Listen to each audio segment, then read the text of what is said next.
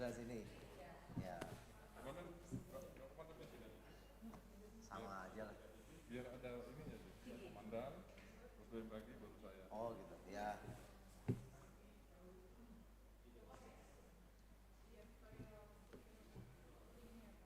Ini masuk YouTube nih? Iya, sudah kita buka. Gak pede ini saya masuk YouTube nih. Ya, Bapak mana? Bapak mau sini? Monggo sih, Pak. Ya, monggo sini, Pak. Monggo.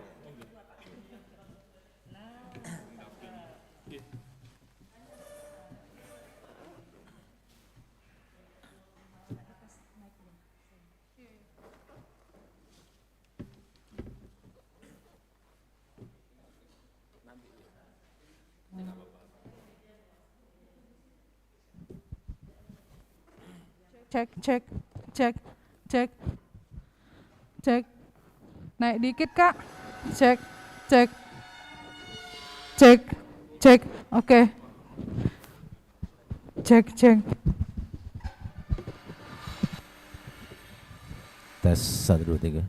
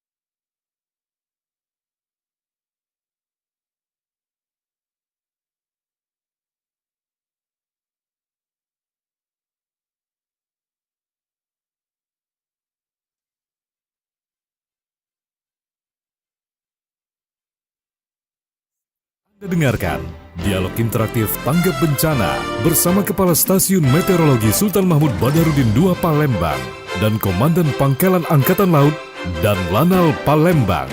Sinergi prajurit TNI dan BMKG menghadapi anomali cuaca. Bersama presenter kita, Tata Edins.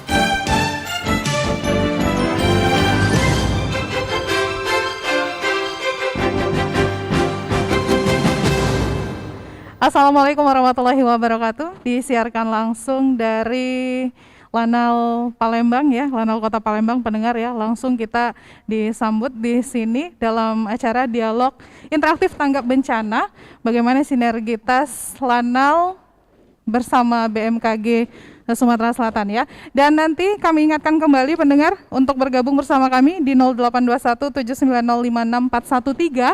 Bisa juga Anda langsung komen saja di akun YouTube kita, itu di RRI Palembang ya. Dan pada kesempatan hari ini saya sudah bersama ketiga narasumber yang sudah hadir di tengah-tengah kita di sini. Saya sapa dulu. Saya sapa tuan rumah dulu nih. Sudah hadir di tengah-tengah kita ini dan Lanal Palembang Kolonel Laut Pelaut Widyo Sasongko. Selamat siang. Assalamualaikum warahmatullahi wabarakatuh, Bapak. Waalaikumsalam warahmatullahi wabarakatuh. Selamat pagi, Mbak Tata. Ya. Harusnya kita kompak dong Pak, siang juga. Semangatnya nggak apa-apa pagi ya. Oke, selanjutnya adalah Bapak Kepala BMKG SMB 2 Palembang, Bapak Desindra Dedi Kurniawan. Terima kasih sudah hadir bersama-sama kita di sini Pak, di Lanal Palembang. Terima kasih Mbak Tata, selamat pagi, Assalamualaikum warahmatullahi wabarakatuh. Waalaikumsalam warahmatullahi wabarakatuh. Nah ini juga tuan rumah kita nih pendengar ya, ada Mayor Laut Pelaut Yusan Taufik, Palaksanal Palembang. Assalamualaikum warahmatullahi wabarakatuh. Waalaikumsalam warahmatullahi wabarakatuh.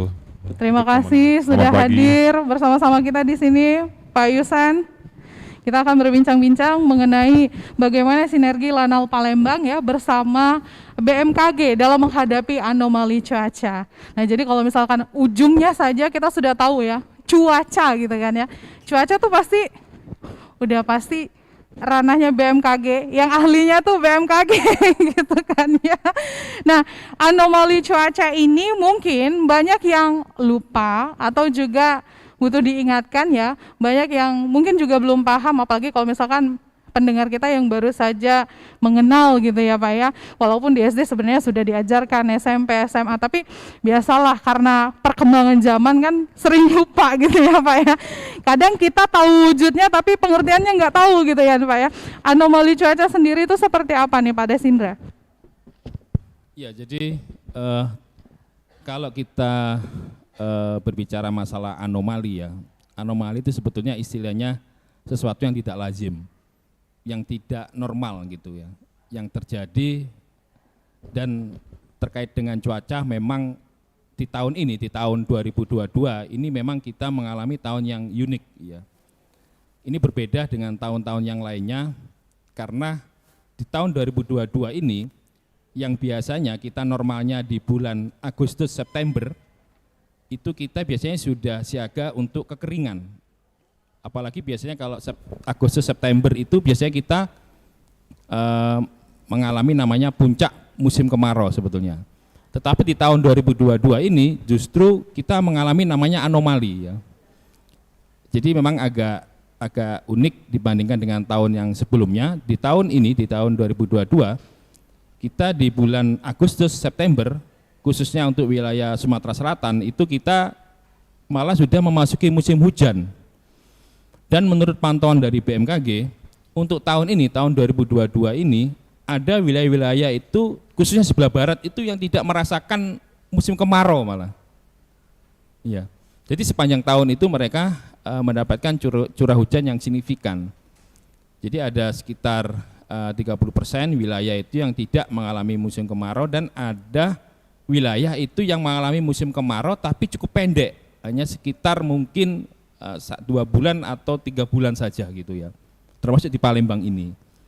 Sehingga kita merasakan bahwa di tahun ini 2022 di bulan Agustus September ini terus-terusan kita mendapatkan hujan ya, bahkan hujannya juga kadang-kadang cukup ekstrim, yaitu adanya hujan yang lebat disertai dengan angin kencang, petir dan puting beliung gitu.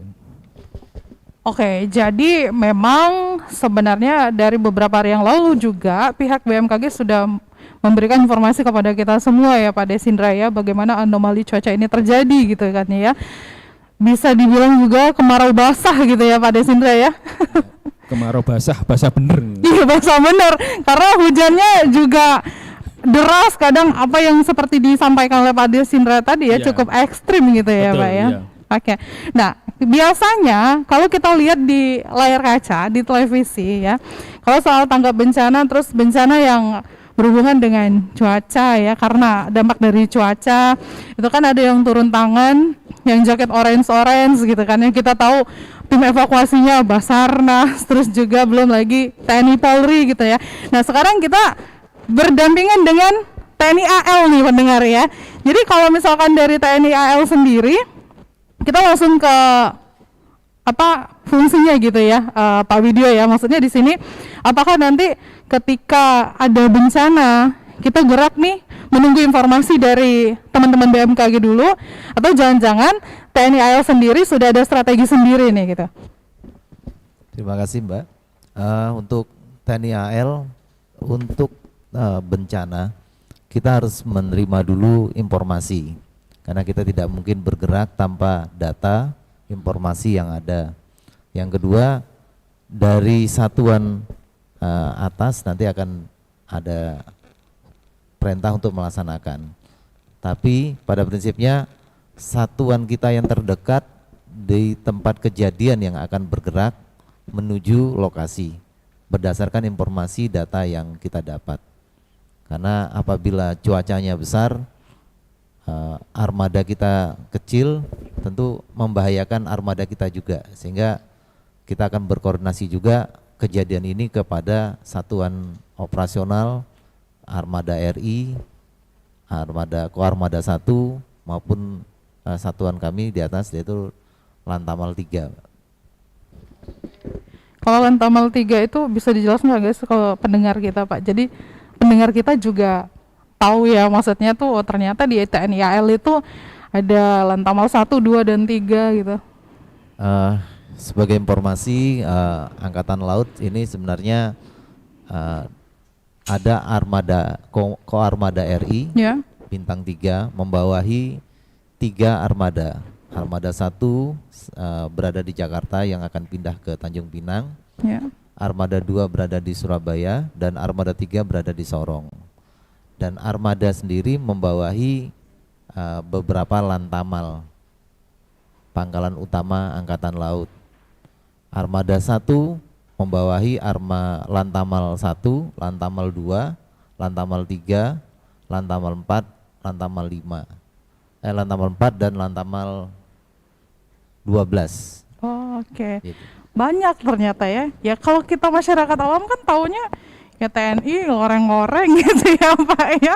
Kita nggak tahu apa itu Koarmada 1 sampai dengan 12 tadi. Mungkin Pak Dasindra juga agak gimana juga ya.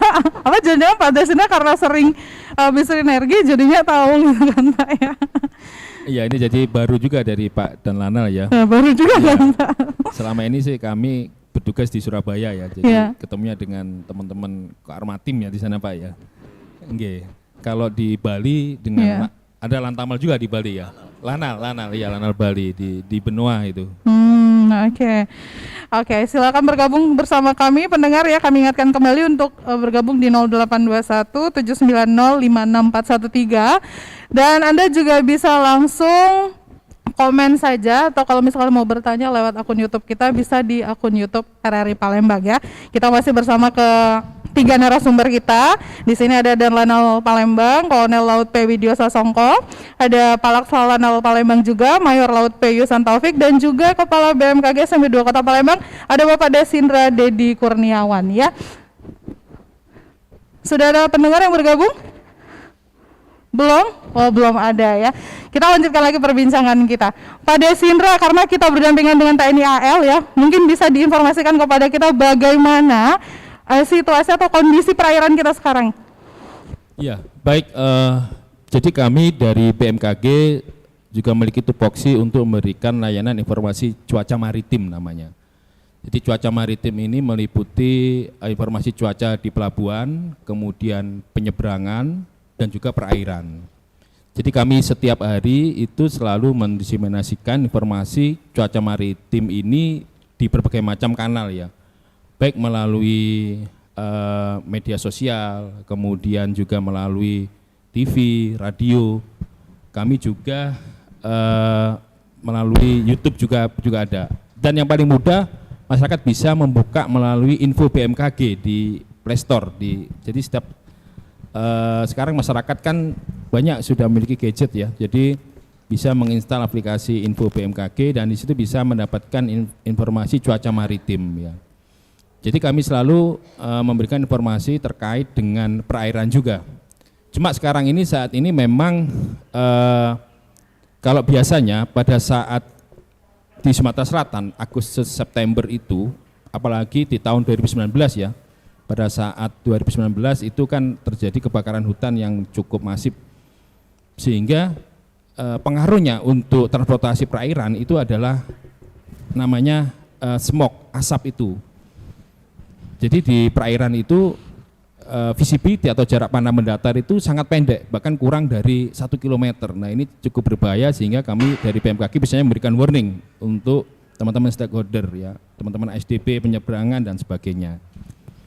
Kemudian kalau di tahun ini kebetulan alhamdulillah ini hujan terus jadinya asapnya enggak katik kata orang Palembang ya, alhamdulillah.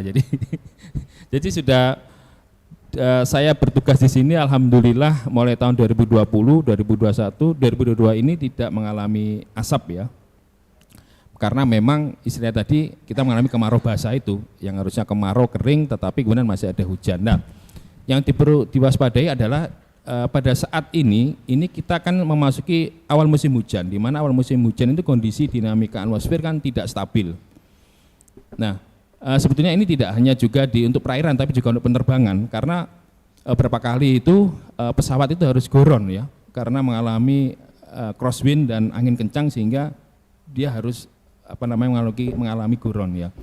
Nah, untuk di penerbangan maupun di perairan itu perlu diwaspadai biasanya munculnya potensi cuaca ekstrim biasanya, yang mana sumbernya adalah dari pertumbuhan awan-awan konvektif yang disebut dengan awan CB atau awan cumulonimbus. Nah, awan CB ini ketika ada atau terdeteksi biasanya dia memiliki potensi adanya cuaca ekstrim seperti adanya microburst, angin kencang ya, downdraft, kemudian petir dan hujan lebat. Nah, pada saat hujan sangat lebat ini juga sangat berpengaruh kepada visibility.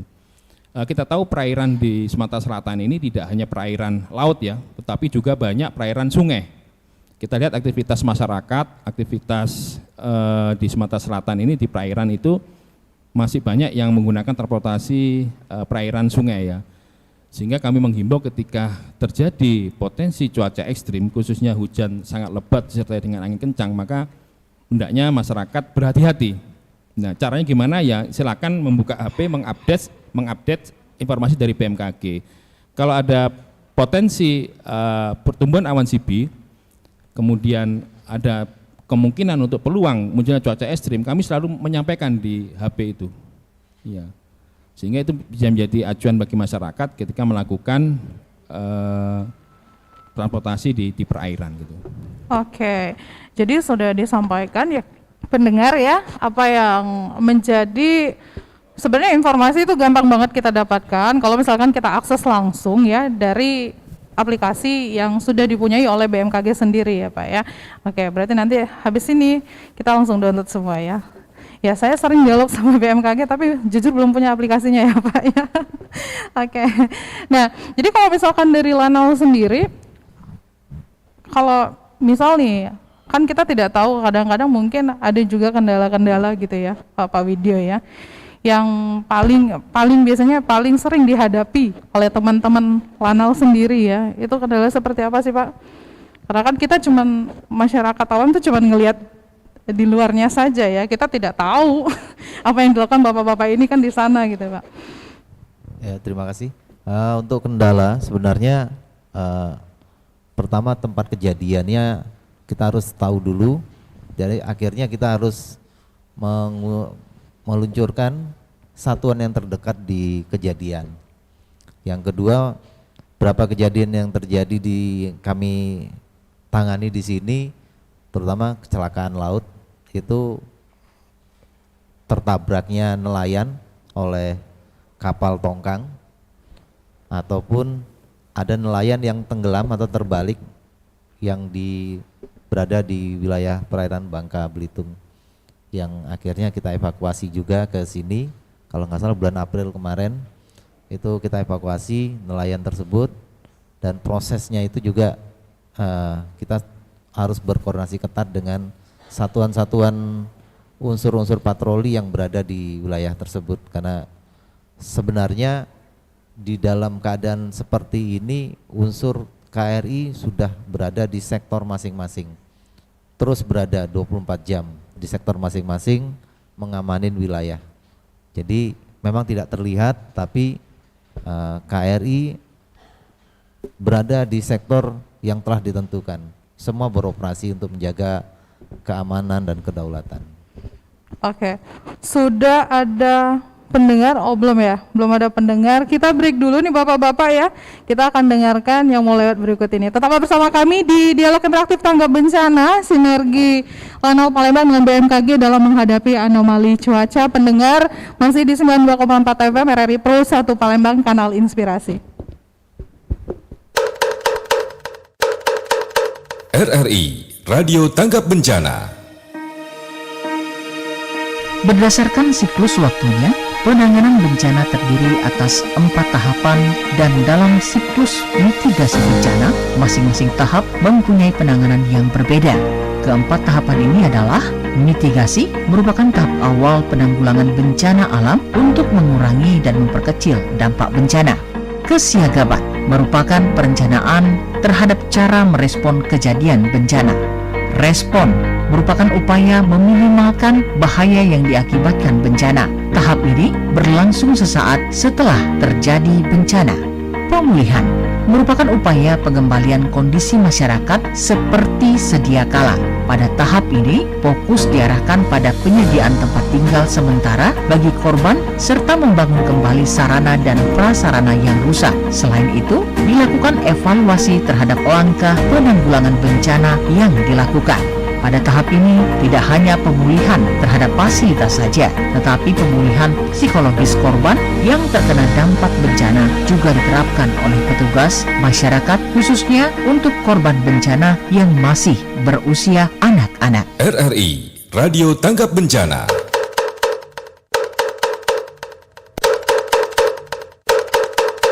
Waktunya kentongan. Glosarium adalah istilah dalam dunia meteorologi dan klimatologi. Istilah tentang meteorologi dan klimatologi ini tersusun secara alfabetik dengan mengklik setiap kata atau istilah cuaca dan iklim ini. Maka halaman penjelasan akan terbuka. Pencarian istilah dapat juga menggunakan fasilitas kamus online meteorologi dan klimatologi. Kedua fasilitas ini terhubung dalam database yang sama.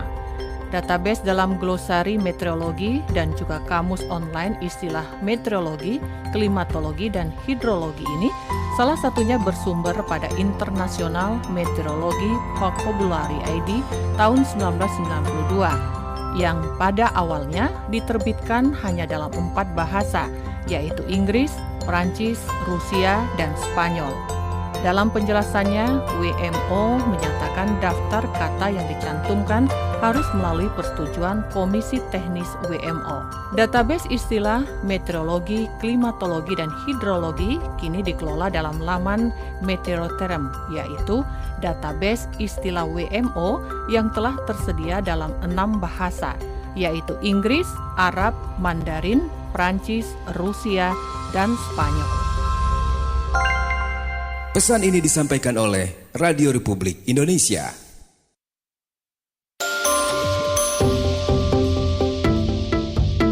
Masih bersama Anda, Dialog Interaktif Tanggap Bencana, Sinergi Prajurit TNI dan BMKG menghadapi anomali cuaca. Dialog Tanggap Bencana hanya di Pro 1 RRI Palembang.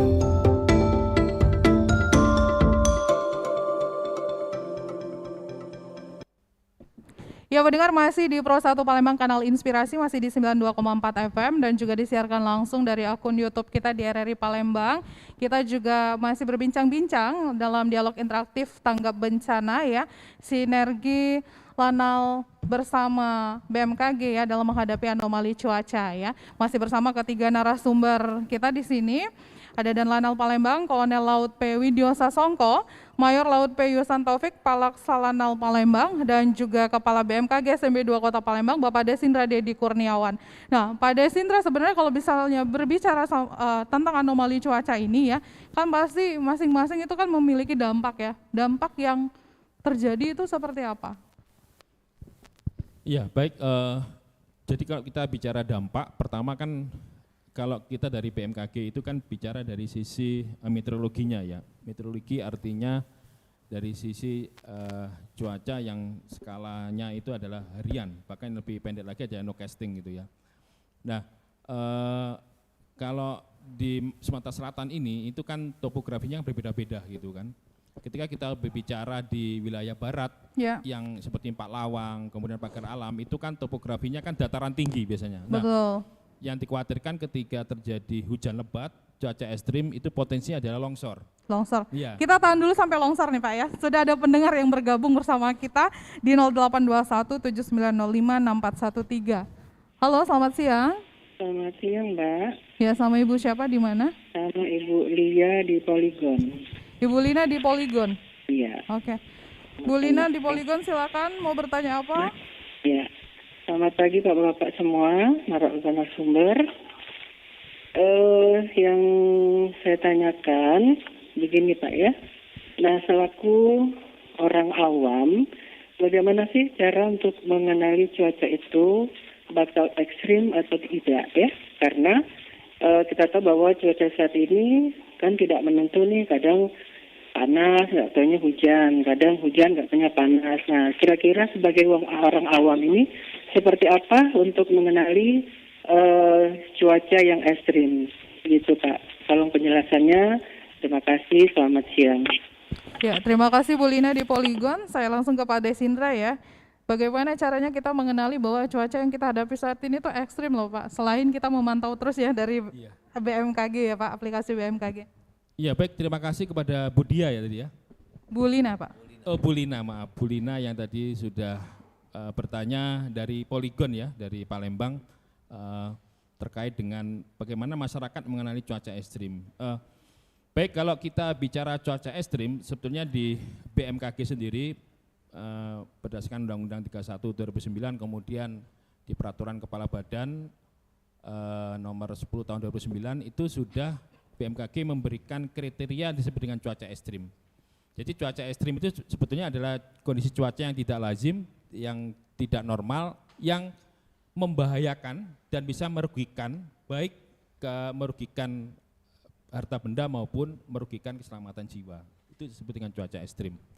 Nah, kalau kriterianya adalah kalau dari BMKG itu untuk batasan angin itu dibuat kecepatan anginnya itu lebih dari 25 knot atau kurang lebih 48 km per jam.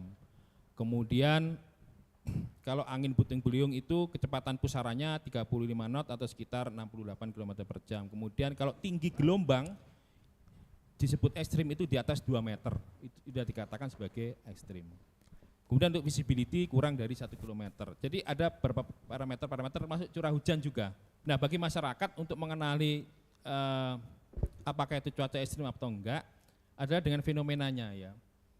Kalau misalkan ada awan yang gelap kemudian bergulung-gulung, awan sibi, nah itu perlu waspada karena biasanya potensinya hujan lebat disertai dengan puting beliung.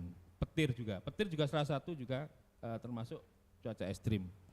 Nah, cuma masyarakat itu kan sulit membedakan mana disebut dengan angin puting beliung atau angin kencang. Kalau disebut angin puting beliung itu adalah angin yang kalau istilahnya secara meteorologi itu adalah funnel cloud. Jadi ada awan yang di keluar ada corongnya itu. Ya. Nah, kalau corongnya itu sampai ke permukaan tanah atau belalai gajahnya itu sampai ke permukaan tanah itu disebut sebagai puting beliung. Tapi kalau cuma keluar saja itu funnel cloud. Tetapi itu sudah cukup berbahaya karena kecepatan anginnya itu bisa sampai 35 knot dari pusaran itu ya. Nah, selain puting beliung, kemudian hujan ekstrim. Jadi BMKG kalau curah hujannya itu dalam 20 jam itu sudah mencapai 20 mm per jam atau kemudian dalam satu hari itu sudah di atas 50 mm dalam satu hari dalam 24 jam itu sudah kita kategorikan sebagai hujan ekstrim. Sempat di Palembang tahun kemarin ya Desember itu hujannya sekitar 300-an mm, 316 mm. Bisa dibayangkan hujan 300-an mm itu hujan satu bulan ditumpahkan dalam satu hari. Palembang kan sempat tahun kemarin kan, sempat banjir ya. Iya sempat banjir ya. Nah seperti itu. Sama juga pernah di Halim dulu kan di tahun itu sama juga 360 sekian milimeter, jadi sampai bandaranya juga sampai kebanjiran juga karena memang sangat ekstrim hujannya. Nah, kita dari BMKG sudah memberikan batasan-batasan terkait dengan cuaca ekstrim ini. Bagi masyarakat sekarang ini memang sangat sulit ya. Ketika kami mengadakan sekolah lapang nelayan, sekolah lapang untuk para petani itu, kalau zaman dulu para petani ataupun nelayan itu bisa memakai istilah kalau orang Jawa itu ada namanya pranata mongso. Pranata mongso itu apa itu Pak? Itu kearifan lokal, jadi menentukan kalender Jawa. Kalender Jawa, kearifan lokal. Jadi agak rooming saya. Musim tanam, kemudian melakukan pengolahan pertanian itu dengan menggunakan tradisional. Jadi dengan menggunakan tanda-tanda alam, misalkan contoh juga dulu kalau ada kapas itu bunga kapas berbunga itu berarti tanda-tanda akan masuk musim kemarau atau ada manuk terik misalnya burung terik itu bisa. Oh gitu masuk musim buah apa segala macam gitu ya Pak. Tapi kalau sekarang ini karena adanya perubahan cuaca yang sangat dinamis, adanya mungkin climate change, global warming ya.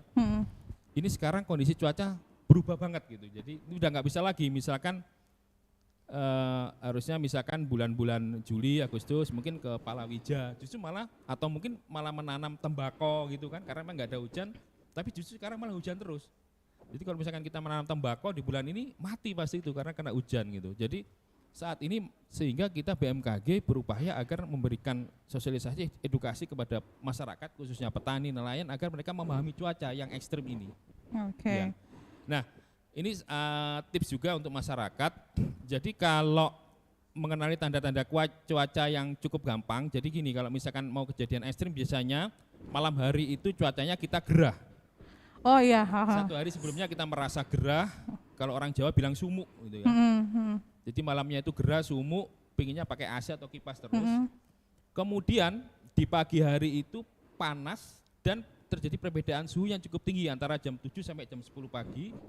Tidak seperti biasanya gitu ya Pak ya. Kemudian sekitar nanti menjelang zuhur itu akan muncul awan seperti bunga kol itu.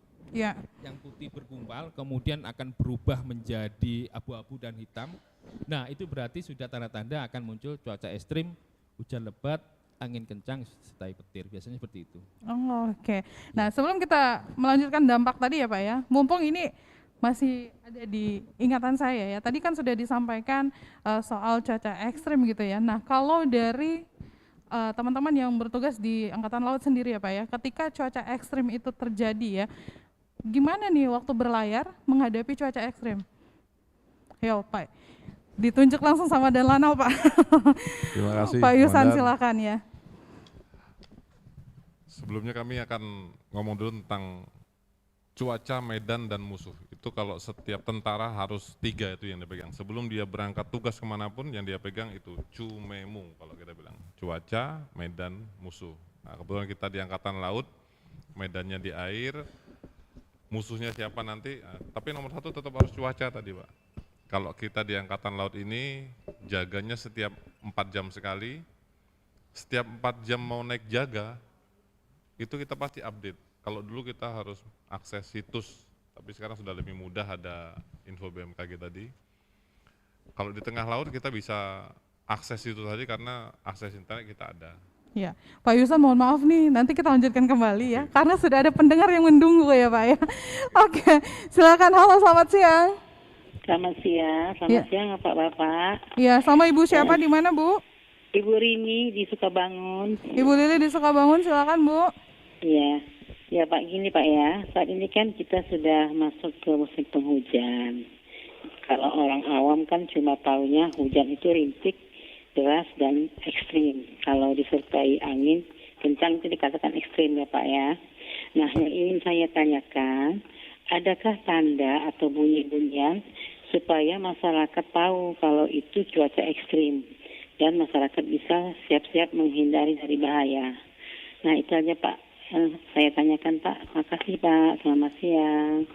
Baik, terima kasih Bu Lili yang sudah bergabung bersama kami. Nanti bisa dijawab ya Pak Desindra. Kita lanjutkan dulu ke Mayor Laut P. Yusan Taufik, silakan. Jadi sebelum berlayar, update dulu 4 jamnya. Ya.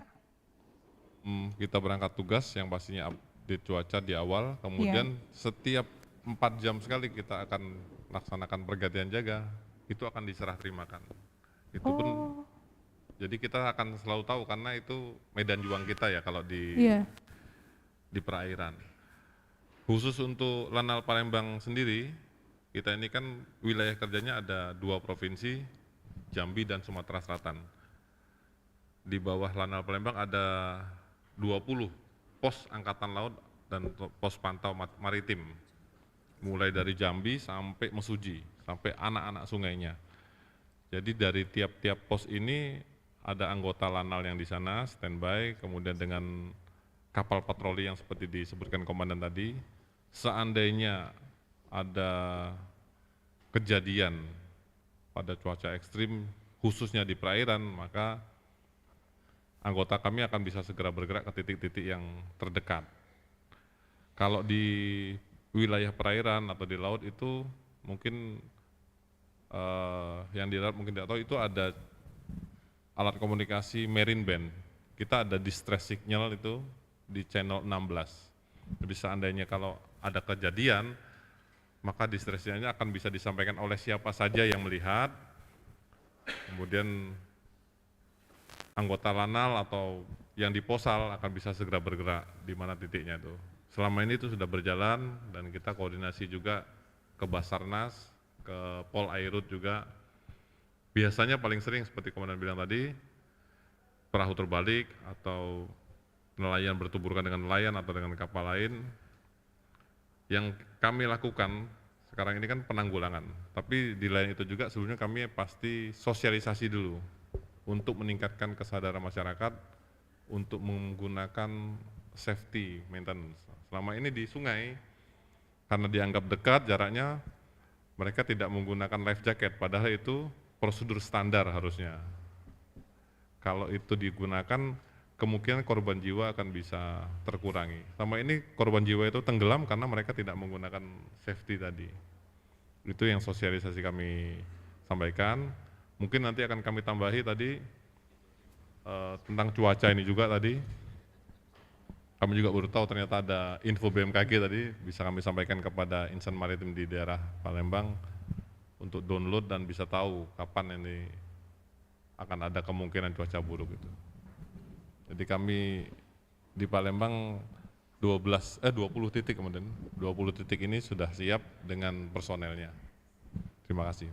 Oke, tapi dari mana teman-teman tahu ya Pak ya bahwa dalam waktu sekian nih kita ada cuaca buruk gitu kan pas lagi berlayar ya. Di samping kita update info dari BMKG gitu Pak. Kita lihat atau kapal tiba-tiba goyang gimana, kita kan nggak tahu ya. Tadi kan kalau masyarakat awam. Kalau kapal di angkatan lautnya ada berbagai tipe. Kalau yang di Lanal ini kapal kecil namanya kapal patroli. Tapi kalau KRI mungkin dia bisa panjangnya lebih dari 50 meter, bisa sampai state 3 masih bisa lewat sebenarnya. Kalau ada tugas yang lebih penting, mungkin itu malah tugas penyelamatan, walaupun cuacanya buruk ya tetap kita harus ke titik tersebut. Kalau kapal perang yang disebut KRI, dia bisa sampai bertahan di state 3, tinggi gelombang 3 sampai 5 meter pun masih bisa tahan. Berarti di dalam sana itu masing-masing tuh sudah ada divisinya ya Pak ya? Ini yang bagian untuk memantau cuaca dan ini yang lain-lain gitu. Kalau di dalam tubuh KRI sendiri itu ada namanya divisi navigasi dan divisi komunikasi.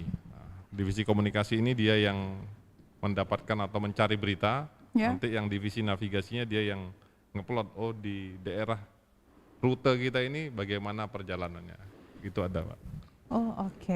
Jadi paham ya pendengar semua ya. Kami ingatkan kembali, kami ajak kembali untuk bergabung bersama kami di 082179056413 pendengar. Kembali ke Pak Desindra nih Pak, dampak yang kita sebagai masyarakat terkena dampaknya itu selain tadi yang disampaikan bahwa ada tanah longsor ya Pak ya, ada apa lagi nih Pak? Yang kita juga harus waspadai ya, banjir. Kemudian angin kencang. Kemudian juga ada namanya banjir rob juga. Banjir rob ya. Banjir rob itu biasanya dari pasang maksimum ya. Biasanya itu juga di daerah pesisir perlu diwaspadai juga biasanya. Nah kalau kembali ke pertanyaan Ibu Lili yang ada di Sukabangun tadi Pak, tadi kan sebenarnya sempat sudah disampaikan ya Pak ya, bagaimana caranya kita bisa mengenali ya, mungkin beliau baru bergabung bersama kita Pak, jadi silakan. Ya baik, untuk Bu Lili, jadi untuk masyarakat kami menghimbau lagi silakan menginstal aplikasi Info BMKG. Jadi pada saat terdeteksi awan-awan konvektif atau awan CB yang menyebabkan cuaca ekstrim, hujan lebat, angin kencang, puting beliung, itu 1 jam sebelumnya sudah keluar di aplikasi itu. Dan itu sudah sekarangnya sudah sampai level kecamatan kita.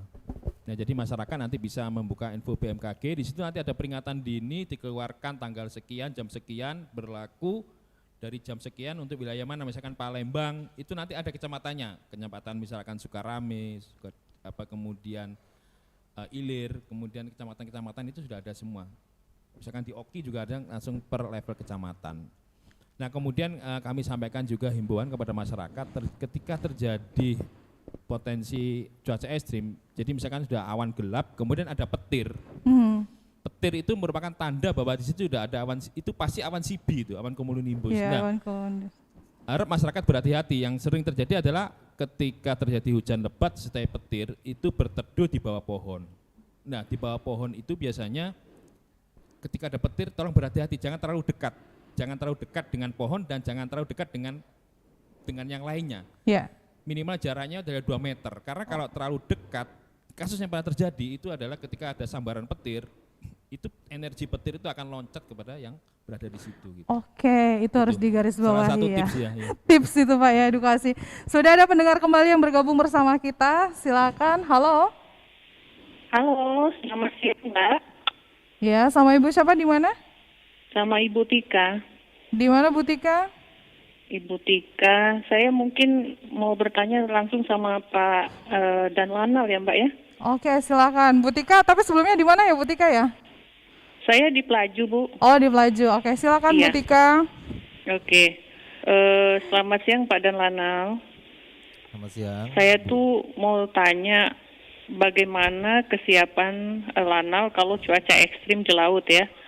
Dan kemudian bagaimana juga dengan pelayarannya, apakah ada penanggulangannya? Cuma itu aja Mbak pertanyaan saya. Oke, terima kasih Bu Tika sudah bergabung bersama kami. Kesiapan Lanal sama-sama. sendiri Pak, menghadapi cuaca ekstrim gimana, terus penanggulangannya juga gimana gitu. Terima kasih Bu Tika. Kesiapan Lanal kita ini seluruhnya setiap operasi sudah diperhitungkan, mulai dari kesiapan logistik dan kesiapan personil juga. Dan seluruh anggota Lanal yang melaksanakan pelayaran sudah dilatih untuk bagaimana menghadapi perubahan cuaca. Tapi kita tetap melaksanakan checking sebelum berangkat, kesiapan checklist semuanya akan kita periksa, dan apabila ada cuaca buruk, KRI, khususnya KRI pasti akan ada tempat berlindung yang sudah direncanakan dari rencana trek yang akan dilaksanakan patroli ataupun rencana pelayarannya. Demikian Bu. Baik, sudah dijawab ya Bu Tika. Kita break dulu pendengar, nanti kita akan lanjutkan kembali dialog interaktif lintas Palembang siang ya. Dalam dialog interaktif tanggap bencana bersama Lanal Palembang dan juga BMKG SMB 2 Kota Palembang. Tetaplah bersama kami di Pro 1 Palembang, Kanal Inspirasi. RRI, Radio Tanggap Bencana. Hal yang kita lakukan di musim kemarau. Jika musim kemarau terjadi, kita dapat mewaspadai potensi kekeringan. Selain mengancam ketersediaan air untuk kebutuhan hidup masyarakat, pertanian, serta kegiatan ekonomi dan lingkungan, kekeringan juga bisa mengakibatkan kebakaran hutan dan lahan atau karhutla. Selain kekeringan, kita juga harus mewaspadai potensi cuaca ekstrim lainnya. Di antaranya berupa suhu udara yang tinggi, angin kencang, dan kelembapan udara rendah. Tak hanya menghemat penggunaan air, kita juga sebaiknya minum air yang cukup untuk menghindari dehidrasi pada tubuh. Selain itu, gunakan masker dan pelembab kulit, terutama saat beraktivitas di luar ruangan. RRI, Radio Tanggap Bencana.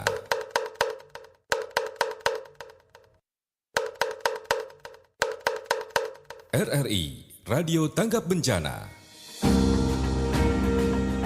Penyebab terjadinya kekeringan cukup beragam dan berbeda di tiap daerahnya. Penyebab terjadinya kekeringan biasanya melalui proses alami. Namun sayang, semakin tahun semakin diperparah dengan kebiasaan buruk di tengah masyarakat. Beberapa hal yang menyebabkan terjadinya kekeringan di antaranya adalah salah satu penyebab terjadinya kekeringan yang umum terjadi di Indonesia karena perubahan iklim yang membuat hujan menjadi jarang turun. Apabila hujan yang turun sangat sedikit, maka musim kemarau akan menjadi semakin lama dan kekeringan akan melanda. Boros dalam penggunaan air tanah ternyata berimbas pada kekeringan di beberapa daerah. Dampak boros air tersebut semakin parah ketika kemarau tiba. Dikitnya resapan air dikarenakan alih fungsi lahan terbuka hijau yang digunakan sebagai bangunan tempat tinggal mempengaruhi kondisi dari cadangan air di tanah. Semakin sedikitnya cadangan air dalam tanah akan memberi dampak buruk berupa bencana kekeringan. Global warming atau yang berarti pemanasan secara global memang telah menjadi penyebab terjadinya kekeringan terbesar di seluruh dunia. Memang penyebab dari timbulnya global warming sangatlah beragam, mulai dari polusi kendaraan dan pabrik hingga penggunaan berbagai zat kimia berbahaya. RRI, Radio Tanggap Bencana.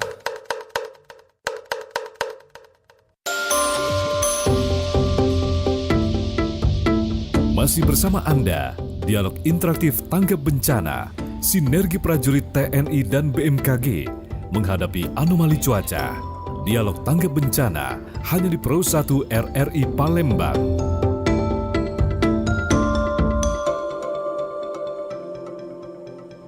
Ya, pendengar, Anda masih bersama kami dalam dialog interaktif Tanggap Bencana ya, bagaimana sinergi Lanal bersama BMKG menghadapi anomali cuaca. Masih bersama saya Tata dan juga bersama ketiga narasumber kita di sini, dan Lanal Palembang Kolonel Laut P. Widyo Sasongko, ada juga Palaksa Lanal Palembang Mayor Laut P. Yusan Taufik, dan juga Kepala BMKG SMB 2 Kota Palembang Desindra Dedi Kurniawan ya. Nah, kita sudah masuk di segmen terakhir, nggak berasa ya Pak ya. Tapi udah banyak sih edukasi yang kita dapatkan gitu kan. Nah, kalau dari BMKG, karena kita tuh memang hampir setiap hari memang rutin berkomunikasi sama teman-teman BMKG. Update pagi juga saya biasanya menanyakan sama teman-teman BMKG bagaimana cuaca di sekitar SMB 2 Kota Palembang ya Pak ya. Nah, yang saya ingat tuh kalau penerbangan itu kan jarak pandang di bawah 1000 atau di bawah 500 ya Pak ya, itu pesawat tuh harus delay gitu ya Pak ya. Nah, saya ke Lanal nih, kalau kapal, kalau pesawat kan jarak pandang di bawah 1000 itu dia delay dulu. Nah, kalau kapal tuh gimana tuh ngukurnya Pak? Dia dalam keadaan gimana harus delay juga berlayarnya gitu. Silakan Mayor Laut Yusan Taufik. Kalau di laut atau di sungai, di perairan itu ya, Iya. nanti akan kaitannya dengan ada di sini Syah Bandar dan otoritas pelabuhan. Masing-masing kapal itu akan punya draft atau tonase. Tonase itu berarti dia besarnya kapal, ukuran kapal. Masing-masing kapal ini juga akan menghadapi ukuran yang berbeda. Kalau dia misalkan kapal nelayan, dia skala Bihur 1 aja sudah nggak boleh itu layar. Kalau yang tadi hujan deras saja sudah nggak boleh. Tapi kalau dia kapal semakin besar, nanti akan ada tulisannya. Kapal dengan ghost tonnage 500 masih boleh. Sampai benar-benar cuaca ekstrim kalau kita di laut itu ada warna-warnanya itu. Tadi sudah kami lihat, misalkan info BMKG, hijau itu masih setengah meter ya Pak ya. Pandai 0 sampai 0,2. Kuning itu sampai 0,5. Tingginya sampai, kalau merah berarti sudah 2,5 ke atas. Itu yang boleh berlayar biasanya hanya kapal patroli, kapal perang. Hanya untuk patroli, karena yang lain-lain pasti nggak boleh berlayar. Jadi batasan itu tergantung dari gross tonnage kapalnya. Semakin tinggi gelombang, semakin besar juga kapal yang diizinkan untuk berlayar itu. Itu akan ada info di bawah lengkapnya. Oh gitu. Jadi ada rambu-rambunya juga gitu ya Pak Yusan ya. Oke. Nah, kalau misalnya saat ini masyarakat itu kan kadang-kadang juga banyak menampung informasi-informasi yang kita belum tahu kebenarannya seperti apa. Bahkan yang saya ingat betul Pak, dulu itu letakkan garam dalam baskom itu kan, itu hoax banget kan Pak ya, info-info yang seperti itu. Nah, untuk mengantisipasi masyarakat kita, ini memang karena harus ditekankan betul nih Pak, karena apalagi grupnya tuh masuk ke grup emak-emak yang tinggal teruskan, tinggal forward, itu kan bahaya juga ya Pak ya. Mohon maaf nih emak-emak, tidak semuanya ya, tapi kan kita mengantisipasi ya. Nah, bagaimana nih dari BMKG sendiri untuk menepis atau meluruskan informasi-informasi tersebut kepada masyarakat, Pak Desindra? Ya baik, jadi memang kondisi realnya, apalagi sekarang ini medsos ini kan begitu cepat sekali ya, jadi kita sudah sangat sering sekali BMKG ini meluruskan terkait dengan berita-berita hoax ya. Iya. Banyak sekali memang di media yang tidak hanya di secara nasional, di Sumatera Selatan juga sering kita luruskan. Jadi ketika ada hoax itu banyak wartawan atau media yang bertanya ke kita.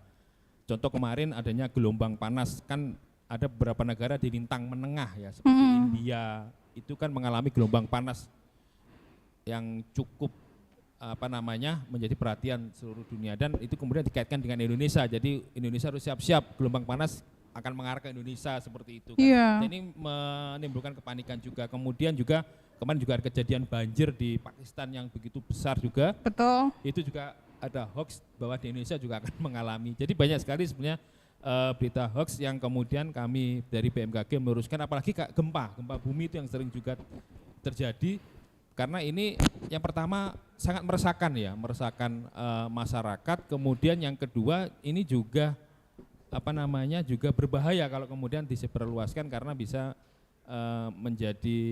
masyarakat menjadi tidak tenang dengan info-info seperti ini. Nah, terkait dengan hoax, kami selalu juga berkoordinasi dengan stakeholder, dengan teman-teman dari Pemprov, Pemda, kemudian dari media juga teman-teman media, kemudian juga teman-teman dari TNI Polri. Kami selalu berkoordinasi terkait dengan adanya berita-berita hoax ini. Nah, kami selain hoax juga kita berkoordinasi dengan teman-teman TNI Polri. Biasanya kalau pada saat kemarin kita melakukan apel siaga dengan teman-teman TNI AL juga, dengan Kodam, dengan Polda. Apel siaga ada 2, biasanya apel siaga untuk Karhutla, kemudian juga kita melaksanakan nanti dengan Pak Gubernur, dengan Pangdam, dengan Pak Kapolda, dengan teman-teman TNI AL juga. Itu sekitar bulan November kita sudah melakukan apel siaga untuk banjir longsor juga. Nah, jadi ketika ada pertemuan-pertemuan itu kami juga menyampaikan informasi-informasi yang benar terkait dengan isu-isu hoax yang ada di masyarakat gitu, seperti itu. Baik. Nah, jadi karena kita udah di segmen terakhir juga, mungkin ini sekaligus juga ya Pak untuk menutup perbincangan kita di siang hari ini. Tapi sebelum kita akhiri, mungkin dari Lanal Palembang juga nih, dari Pak Widyo atau dari Pak Yusan sendiri, apa yang mau disampaikan kepada masyarakat kita, yang kepada pendengar kita terkait apa yang sudah kita perbincangkan ini tadi Pak? Silakan. Oke, terima kasih. Pertama, kesadaran masyarakat dalam menggunakan transportasi perairan, karena wilayah kerja kita banyak di perairan, untuk keselamatan, menggunakan alat keselamatan, dan perhatikan rambu-rambunya kalau memang ada, gunakan dengan baik, dan yang pasti jangan ngebut, jangan menggunakan speed yang berlebihan, yang membahayakan diri sendiri maupun membahayakan orang lain. Terus apabila ada masalah selama pelayaran, selama melaksanakan menggunakan kendaraan air, bisa diinformasikan kepada staf kami di Lanal Palembang maupun pos-pos kami yang berada di seluruh wilayah Palembang dan Jambi. Demikian Mbak. Baik, itu tadi kalau misalkan dari Lanal ya, edukasi untuk kita semua ya. BMKG mungkin ada yang ingin ditambahkan Pak Desindra? Baik, saya sedikit saja. Baik, terkait dengan fenomena cuaca dan iklim di tahun 2022 ini, kami dari BMKG sudah merilis terkait dengan awal musim hujan ya di tahun 2022. Baik itu rilis dilakukan di pusat secara nasional maupun di Provinsi Sumatera Selatan. Kami juga kemarin sudah bertemu dengan Pak Gubernur, Pak Irman Deru, dan kemudian beserta jajaran. Bahkan beliau sudah memberikan surat ke seluruh kabupaten kota, termasuk juga OPD untuk siaga terkait dengan bencana hidrometeorologi di musim penghujan tahun ini. Nah, himbauan kami kepada masyarakat hendaknya mulai care dengan lingkungannya ya. Jadi masyarakat yang tinggal di perkotaan harusnya sudah mulai memperhatikan lingkungannya, saluran drainase, saluran got ya. Kalau memang tersumbat atau kotor sebaiknya ya kerja bakti bersama-sama untuk membersihkan, karena kalau saluran drainasenya buruk tidak perlu hujan yang lebat atau ekstrim, mungkin hujan dengan intensitas sedang saja sudah terjadi genangan ya. Waspada juga kemarin kami juga dengan Dinkes bahwa mulai muncul namanya DBD ya, wabah DBD, karena biasanya seiring dengan adanya musim hujan biasanya ini wabah juga mulai muncul di masyarakat. Jadi masyarakat hendaknya mulai care dengan lingkungannya, memperhatikan kondisi lingkungannya, apakah tinggal di daerah bantaran sungai, ataukah di daerah-daerah dataran tinggi, atau di daerah perkotaan, itu juga perlu waspada terkait dengan potensi cuaca ekstrim yang terjadi. Dan hendaknya masyarakat selalu memperhatikan, mengupdate informasi dari BMKG, baik itu melalui aplikasi info BMKG maupun melalui kanal-kanal media sosial yang sudah disediakan. Baik, terima kasih Pak Sendri. Pak Yusuf, ada yang mau ditambahkan? Terima kasih, baik, sudah disampaikan sama dan Lanal kita ya. Baik pendengar, terima kasih juga bagi Anda yang sudah bergabung bersama kami ya di 082179056413 dan sudah menyimak juga perbincangan kita ini lewat akun YouTube RRI Palembang ya. Demikian dialog interaktif tanggap bencana, bagaimana sinergitas ya atau sinergi Lanal bersama BMKG terhadap menghadapi anomali cuaca. Kita pamit dari ruang dengar Anda ya. Saya Tata Edin, terima kasih. Assalamualaikum warahmatullahi wabarakatuh.